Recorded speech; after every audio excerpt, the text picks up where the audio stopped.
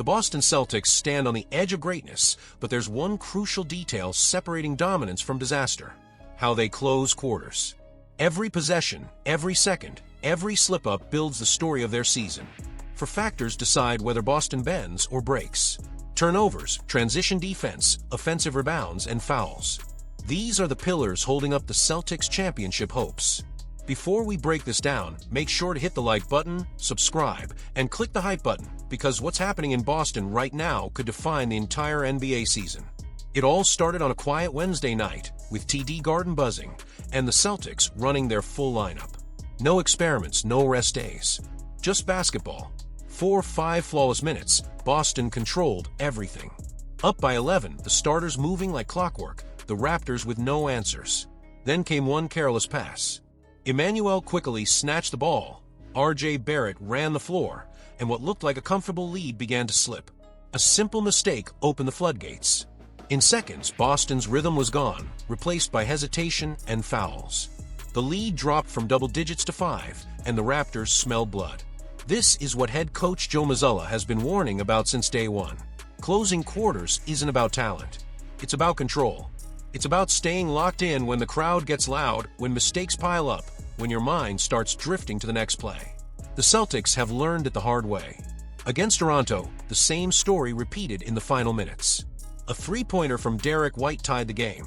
Momentum surged. Then, just like that, Toronto pressed full court, forced turnovers, and erased Boston's energy. For possessions, for turnovers, and everything unraveled. Xavier Tillman, who later became the unexpected hero, summed it up best. Once you make a mistake, you can't let it build. You can't wait for the timeout. You have to move on, stay present. But staying present is exactly where Boston struggles. When pressure builds, small cracks become gaping holes. The Raptors pounced on every missed rotation, every lazy pass, every moment of hesitation. By the final minute, it felt like the Celtics were hanging by a thread. Then came redemption. A final timeout. 10 seconds on the clock. Mazzulla drew up a play for Anthony Simons, but the defense smothered him. As the seconds ticked away, Tillman slipped into open space, caught the pass, and floated in the game winner. The Garden exploded. The Celtics survived. But it didn't hide the truth. This team is still learning to manage chaos. They're still finding that killer instinct. Mazzulla broke it down clearly after the game. It always comes back to live ball turnovers, he said. Those become transition chances for the opponent. When you add fouls, lost rebounds, and poor transition defense, you lose control of the game. Those four things will define how far we go. He's not wrong. These four details might sound small, but they're the difference between leading the league and losing in May. Boston's roster is deep, talented, and versatile.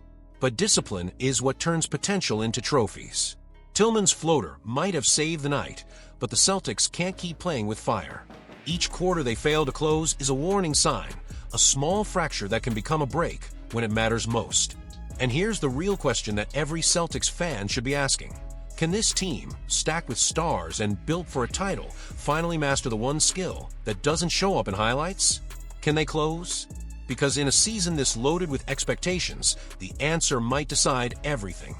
Celtics are making moves, and not just any moves.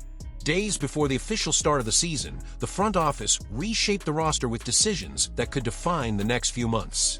Behind every waiver, every signing, every subtle adjustment, there is a message. This team is searching for balance, depth, and hunger.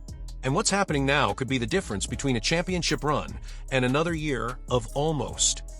After a tense 110-108 preseason win against the Toronto Raptors, Boston made its first official step toward opening night at TD Garden on October 22nd against the Philadelphia 76ers.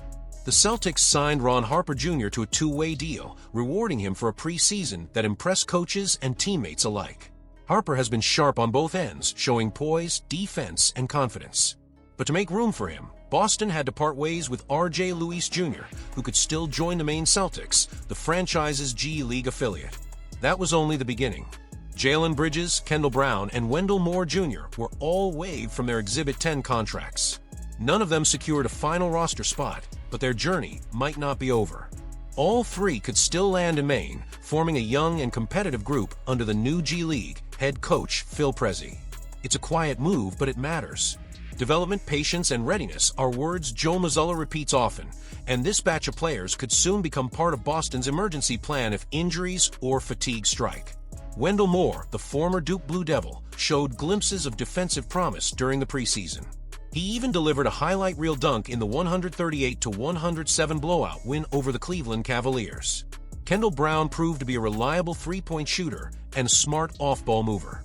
And Jalen Bridges, the 6'8" forward, has earned praise for his discipline and determination to make up for missed chances in the past.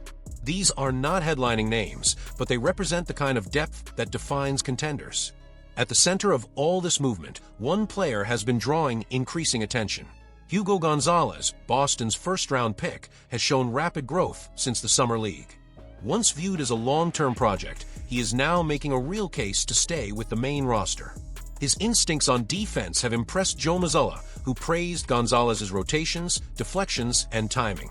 "He reads the game very well," said the coach, highlighting how the young forward has adapted faster than expected to the pace and physicality of the NBA. Veteran guard Derek White echoed that sentiment, pointing to Gonzalez's relentless energy. "He plays hard, he listens, and he learns quickly," White said. "You can tell he's been a pro for a while." These aren't empty compliments. They reflect a growing belief inside the organization that Gonzalez could contribute right away. But there's still a question lingering. Should the Celtics keep him in Boston, learning under pressure but seeing limited minutes, or send him to Maine, where he could dominate and develop freely? This is the kind of strategic dilemma that builds championship teams. Every move, every adjustment before opening night speaks to a bigger plan. The Celtics are not just filling roster spots. They are shaping the identity of a group that needs to be versatile, prepared, and focused from day one. With stars like Jayson Tatum and Jaylen Brown leading the charge, Boston knows that talent is not enough. What defines champions is depth, chemistry, and the ability to turn preparation into production. Now, as the clock ticks toward October 22nd, one thing is clear. The Celtics are betting on structure over hype, on effort over noise. Ron Harper Jr.'s signing, R.J. Lewis's departure, and the wave of roster moves are all part of a system designed to keep Boston sharp and adaptable. The G League pipeline is alive, the bench is evolving, and every decision feels like a calculated step toward something bigger. But the real question, the one that will echo through TD Garden when the season begins, is this. Did these late changes bring Boston closer to the title, or did they just reshuffle the same pieces? Because in a league built on timing, sometimes the smallest roster move can decide who lifts the trophy in June. Panic has quietly spread across Boston. The news about Jaylen Brown's injury hit like a cold wave, leaving fans, coaches, and analysts searching for answers. Brown, one of the key pillars of this Celtics roster, has always been the emotional engine of the team. Now, uncertainty surrounds his availability, and that changes the entire equation for the season ahead. Sources inside the organization have confirmed that Brown is undergoing evaluation after discomfort reported during recent practices. The details remain limited, but the level of concern inside the locker room is real. Everyone knows what his absence means. His athleticism, his defense, his energy in transition, his connection with Jayson Tatum. Take Brown off the floor, and the rhythm of this team changes completely. The situation comes at the worst possible time. The Celtics are days away from opening night and still adjusting rotations after a demanding preseason. Joe Mazzulla has emphasized focus and chemistry, but nothing disrupts a system faster than losing a core piece. With Brown's status still uncertain, the front office is already exploring options. Reports indicate that Boston has quietly shown interest in an all-star free agent. The identity of that player remains undisclosed, but insiders have mentioned a search for a versatile scorer who can create his own shot and help fill the gap if Brown misses time. It's a delicate situation. On one hand, you don't want to rush a return and risk aggravating the injury. On the other, the Eastern Conference is too competitive to lose ground early. The Celtics know it. Tatum knows it. And fans can feel the tension building. Every practice update, every small detail, every rumor feels magnified now. Jayson Tatum has already spoken publicly about the situation, reassuring fans that he is fully recovered from his own off-season issues and ready to lead. "I feel great, I'm ready to go," he said after the team's final preseason game. "We've got high expectations, and I know what we're capable of." His leadership is about to be tested in a way it hasn't been since the finals run. Because without Brown, Tatum becomes the only true offensive anchor, and every defense in the league will focus on him. Inside the Celtics locker room, the mood is cautious but determined. Players know that the next few days could define the team's early season path. If Brown's diagnosis brings good news, Boston can exhale and return to its full rotation. But if it's serious, the team will have to act fast. The possibility of signing a major name in free agency is not off the table, especially if it means protecting their title hopes. And that kind of move, right before the season starts, could shake the entire league. The medical team has remained silent, and that silence only increases speculation. Some reports suggest a minor strain that might require short rest. Others hint at something more complex. Until the team makes an official statement, all eyes are on the next practice, the next update, the next hint of clarity. The Celtics have built a roster deep enough to compete with anyone, but they have learned the hard way that health is the real deciding factor in the NBA. Every year, it's not just about who plays better. It's about who stays available. And Jaylen Brown's health could be the single biggest storyline of this early season. Boston's entire strategy could pivot depending on one medical result. If Brown returns quickly, this becomes a story of resilience. If not, it becomes a race to adapt, to move fast, to secure a replacement before it's too late. The urgency is real, the uncertainty is suffocating, and the stakes could not be higher. So the question that everyone in Boston is quietly asking today is this: can the Celtics survive another blow to their core before the season even begins?